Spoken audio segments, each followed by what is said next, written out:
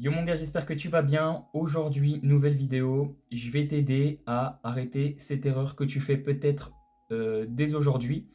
Alors en fait, tout simplement, quand on commence la lecture, et si tu n'as toujours pas commencé la lecture, déjà, il faut t'y mettre, c'est très important.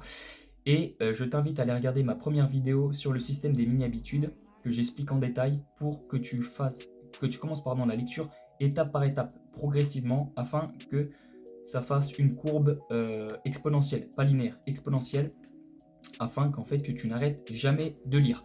Au bout de 2, 3 semaines, ça te saoule, t'arrêtes. Non, c'est pas ce qu'on veut. Donc, c'est une vidéo sur la progression personnelle. Donc, après que tu as un certain niveau de lecture, entre guillemets.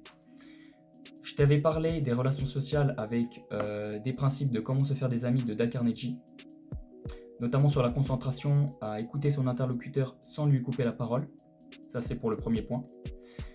On va bifurquer directement. On va aussi travailler ta concentration si par exemple tu mets dès aujourd'hui en pratique cette vidéo avec ce bon vieux livre qu'on nous mettait à peu près en CM1, CM2 à chaque fois en français, que tout le monde détestait, c'est le dictionnaire.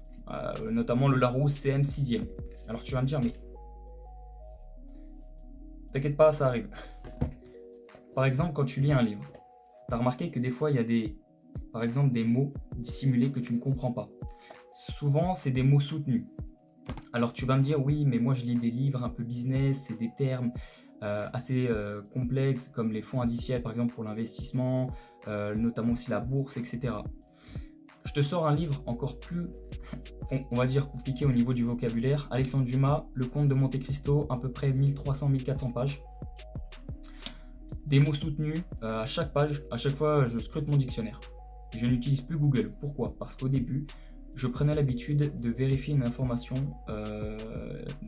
pour la définition d'un mot que je ne connaissais pas, par exemple. Parce qu'il faut être curieux des fois dans la lecture. Il ne faut pas que lire le livre, le mettre sur l'étagère et même pas le pratiquer ce qu'il y avait écrit dedans, ni connaître des nouveaux mots que l'auteur a utilisés. Donc je trouve ça un peu bête. C'est pour ça que je veux que tu évites cette erreur.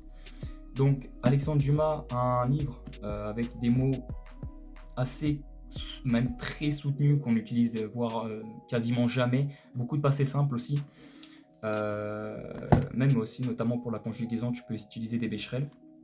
Pour en revenir au dictionnaire, qu'est-ce qu'il va t'apporter? Il va t'apporter déjà la capacité en fait à rechercher des informations par toi-même et non par Google, parce que généralement quand on veut aller à un point A à un point B, on fait confiance à qui? À Google. On ne se fait pas confiance. On ne va pas aller chercher une carte à Transilien pour lui demander où on va de tel endroit à tel endroit. On va sur Google, on fait Transilien site internet, c'est fini. On a notre information. Et je veux qu'en fait, avec la lecture, tu arrêtes cette mauvaise habitude qu'on a tous de regarder sur Google, tout simplement. Parce que ça va en fait, ça va, comment dire, enfin, ça va freiner en fait ta progression au fur et à mesure. Et ça va arrêter ton effet cumulé, notamment avec la lecture, ton vocabulaire, ton allocution, etc. Donc après, tu auras l'impression que tu vas stagner, alors que tout simplement, il y a encore ces petites mini-habitudes, enfin mini-mauvaises habitudes plutôt, qui t'empêchent tout simplement de progresser. Donc dès aujourd'hui, dès que tu lis, je veux que tu prennes un petit dictionnaire. Là, j'ai mon Larousse 6e CM, tu trouves facilement des mots soutenus, même assez compliqués. Tu te dis, il y aura jamais dans le dictionnaire, c'est impossible.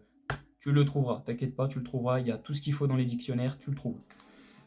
Donc après, je veux que tu prennes un petit carnet, un stylo, tu marques le mot, que tu ailles directement rechercher l'information par toi-même dans un dictionnaire pour en fait travailler ta capacité, comme je te l'ai dit, à rechercher une information par toi-même, tout simplement. Voilà, c'est tout. C'est tout ce que je voulais dire. J'espère que tu vas pratiquer dès aujourd'hui cette nouvelle entre guillemets habitude de lire avec un dictionnaire. Je le fais pas tout le temps. Par exemple, quand je suis dans le bus, je vais pas prendre un dictionnaire de 1 kg dans mon sac à trimballer.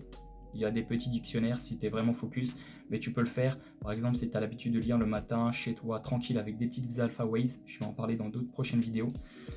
Donc tu peux utiliser facilement un dictionnaire, regarder dans le dictionnaire, ah, telle définition, mot, ok, je le marque, 2 petits points, définition. C'est tout. Voilà. Donc après, tu vas continuer ta courbe exponentielle et toujours progresser. C'est ça qu'on veut. On veut toujours s'améliorer. Si tu as aimé cette vidéo, lâche un petit pouce bleu. Je veux que tu commentes qu'est-ce que je peux améliorer, qu'est-ce que je peux améliorer dans mon élocution, pardon, je bégaye un peu, miniature, etc. Les points forts, les points faibles que tu as remarqués. C'est très important pour moi et pour toi aussi, pour la qualité des futures vidéos. Donc voilà, je te laisse sur cette fin et bonne journée à toi.